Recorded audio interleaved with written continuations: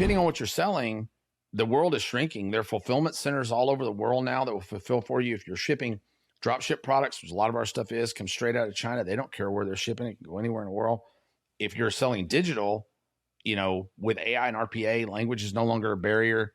Support's not a barrier. There's support functions. If a friend of mine, Brad Sugar, is a really, really smart guy. He owns a bunch of businesses. He does $300-400 million a year, and people pitch him all the time on ideas. And one of his first questions when the business comes in and pitching him looking for money, he says, great, you sounds good. What's your strategy on India? And they just freeze. Of course they do. They don't think. It's the fastest growing market in the world. Right. It's the fastest growing economic. They're about to supersede China in population development as well. market in the world. You know, we in the United States, particularly, you may be watching this in the United States or not, but in the United States, I guess we just think through the big swinging dicks of the world and nothing else matters. Right. We do consume a lot in the U.S., but there's a lot more out there. But only about 9% of the world's gross domestic product. So I don't know that it's 9, but you're leaving out. Fact check. Let's say 80 to 90%. He gets his numbers right about as often as Trump. But they're ballpark usually. Nothing wrong with my hands. Huge. Just like your brain. But I want to just. But Geo's yeah. So even Canada. So many people don't buy traffic in freaking Canada. Canada. Like, well, they got the VAT tax up there. So, you know, yeah, I don't want to pay that crazy. tax. I don't want to pay. Crazy. I worked on a product a couple of years ago when I first started exploring getting into different geos because I thought it would be so difficult. And a couple of quick things. One, we worked with Chris Encarnacion from VSL Ads. I went to him. We were challenged with, how do I take this? It was an info product in the fitness space. How do I take this and how do I make it so that other markets will want to buy it? And so we identified a couple things. Number one, it's really easy in your marketing, even if you have VSLs, to take and speak in their currency instead of your currency, which will convert way, way higher. Another thing is there are words that we use in the United States that other countries, even other English-speaking countries, don't use, like pounds versus kilometers. Gosh, there's we had there we go. Sarah Blakely come in and speak to one of our groups not long ago. And she tells a story about going on to British radio and talking about how Spanx make your fanny smaller. And the Brits call your fanny is your vagina. Oh, wow. And she did it on I bet it sold like crazy. On a national radio. Well, I would be a buyer, you know. I mean, if you can make that go like this. Anyway. If you can make that go like this. But if you can speak their language, their lingo, that's number one. Number two, currency actually is not hard to figure out. If you can process in their currency. You usually get more money. You get a lot more money. You keep a lot. This is the op side, right? So you can go sell, but it does cost you more money to sell those people. My point is, it's actually really easy to get your conversion rates a lot higher because of using their lingo and their currency and then processing in their currency. With some exceptions, traffic is usually lower. That's what I was saying. It's considerably lower. Philippines is considerably lower. They absolutely consume and buy. Yeah. The Philippines makes up, oh God, I had this the other day. I think it's 18% of the labor market in the United States comes out of the Philippines. That makes sense. And so they're watching all of our stuff. They're consuming as well. South Africa. They're getting Americanized. Right. South Africa, India, like Thailand, all of these places are buying our products. So why not put it in front of them? Yeah. And then where will you go? So I love the geo one because it's the easiest one to implement. For the average person who's listening, right? You and I are very, very good at talking about in high level. And then, okay, you paint the target and I got the arrow and I know how to shoot at it. But if I'm someone listening who necessarily doesn't have that duo of ops, sales, marketing, growth, explosive, strategic work, do I go and do one at a time? Do I have to go and put one in each box right this minute? What is your methodology of placing that to not implode a business whose resources may already be thin? Yeah. So it's a great question. So one of the things that we did, by the way, if you put a 2 in front of each of those columns, it comes out to a 64x of the business. Anyone with a half a brain could do that math. So but there are half of the people listening to us Yeah. Because, you know, So our goal was to only that are going, wait, that's 4.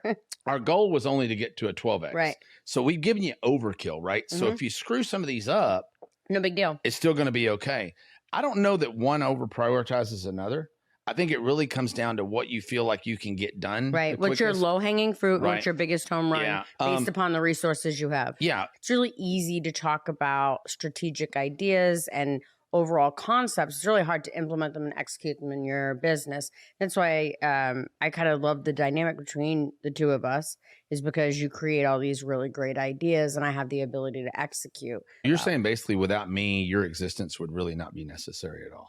I'm pretty sure it's the other way around. Is that the way it works? Yeah. So how many operators with a bad idea make money? Yeah. All of them. How many visionaries without an operator make money? Okay. None of them. So we're moving on. So, okay, there we go. Figured you'd want to do that. Yeah. So you might say, well, that sounds like a lot of work. Well, guess what? It's a lot of work. Shit happens, right? That it's a lot of work. But today, let's back up for a moment, though. It's a lot of work in the beginning.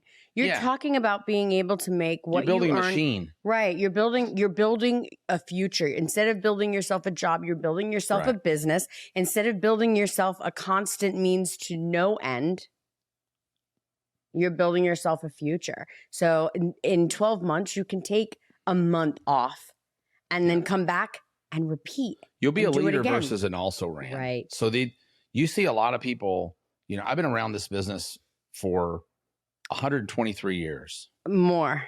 No, I've been kind of at the top of this game for almost 20 years now, right? And 20? Yeah, about 20 years. Are you sure about that? Close enough. And I've watched, I mean, literally hundreds, if not thousands of people come in. They got a product. They made a product. They sold it one way. My math says 38. My math says 38 years. It's not 38 years, but they sold it one way. I was in retail before you that. You were in manufacturing. It's still marketing. Yeah, it is. Still marketing. business. Yeah. You still had businesses at 24 years old that made more than the average. It's been longer than that. It's been, if you count it that way, it's been 43 years. Okay, my math always I've never sucks. had a job. Okay, never. But she's the ops lady with bad math. It's wonderful, but she remembers every number ever.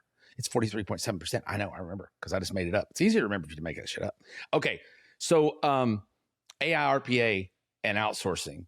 You need to write those things down. I'm not going to go into them on this talk, but artificial intelligence, robotic process automation, and outsourcing will allow you to scale and do all of these things you want to do. And you can do a year's worth of work in a month. One of the big secrets to getting to a year and a month is being able to do a year's worth of work in a month, right? If you leverage AI, robotic process automation, and outsourcing, it's quite easy to do what one person could do in a year in a month. Right. With good direction. And I will give Emma, I try not to give Emma props, but I will give Emma props. She manages outsourced teams better than anybody I've known. I've been able to create really good AI tools for us to use. And we've got some friends that are great with robotic process automation that help us in that space. And we're now writing a lot of our own software tools. I was trying to figure out how to do something yesterday. I looked for a software tool for an hour and a half and I couldn't find one. And I said, I wonder if I can just write one. And I went over to AI software tool and wrote the software in less than a minute. It was just insane. And it worked like a champ the very first time. Most of them don't work right out of the gate. This one worked right out of the gate.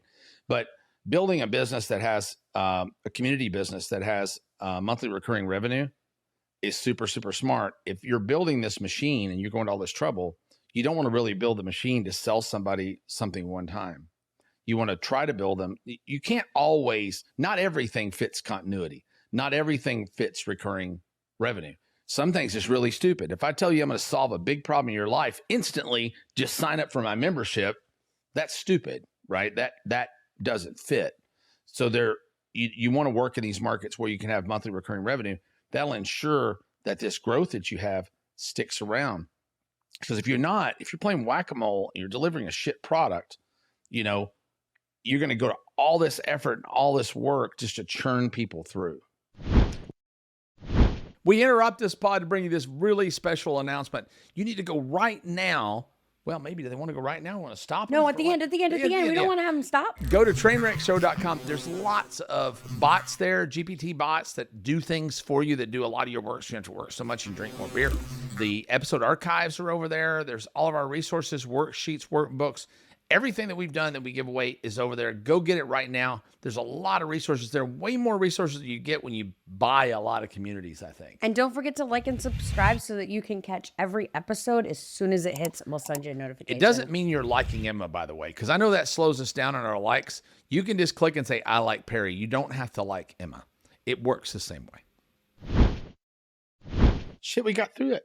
What do you know? I know. We didn't fist fight. You didn't throw anything Well, at me. that's going to happen as soon as the cameras go You didn't off. throw anything at me. It's pretty cool. I don't usually throw things at you. You've thrown things at me before. No. Yes, you have. You threw something at me a couple days ago here in your house. I forget Show what me. it was. Prove it. I forget what it was. Yeah, no, Let me see. I don't have evidence. I should have filmed it for evidence for the Unfortunately, police. So it doesn't exist. All right, so- go to www.trainwreckshow.com. Subscribe to the podcast where you listen to your podcasts, Apple Podcasts, Spotify, Audible, On the all the YouTubes. things, or on YouTube. In the interwebs. And then you'll actually get to see us fighting and flipping each other off during the show if you do it on YouTube. But go there or do / People 1 listening year. right now don't realize we do the show in the nude. You don't think so? I don't think they realize it. I mean, they have to. If they've not seen the video, how would they know? Right. How would they know? That's true. Go to YouTube. You might be surprised. Yeah. It's like a baby's arm holding an apple. Anyway, see you on the other side. Like a baby's arm holding an apple. Like See you next time on the train wreck. See you next time. What? I'll see you next Tuesday. Time is the same thing.